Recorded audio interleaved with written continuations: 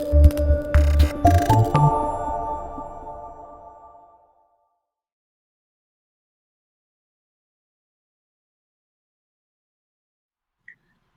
to the tutorial on manage schedules and follow.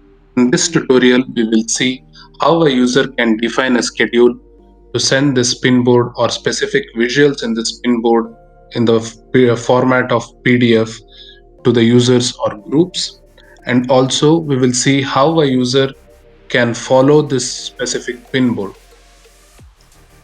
Click on this elliptical icon, click on manage schedules, click on schedule. Select the interval from the available options.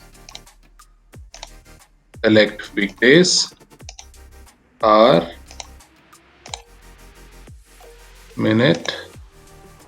Provide a name for the schedule.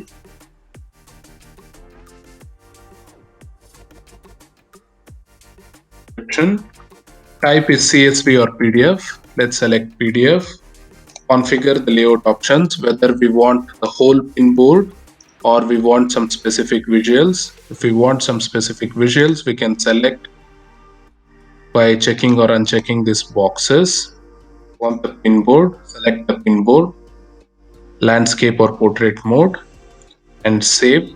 And if the user wants to add a condition, just like how it has been defined here, sum of revenue greater than 100. Similarly, if we have a measure in our data set, and if we want to give a threshold value and if we want to receive some updates on this or notification on this pinboard once that threshold has been crossed, we can provide those conditions here. And select the user or the group and select a specific user. And if we want to add the mails also, we can add the mail IDs. If those domain names of the mail ID has been whitelisted, a mail will be sent to that specific user. And click on schedule. Now the schedule has been created. And similarly, if we want to follow a specific pinboard, we can create this follow option and then select the interval, just like how we selected in schedule, and save.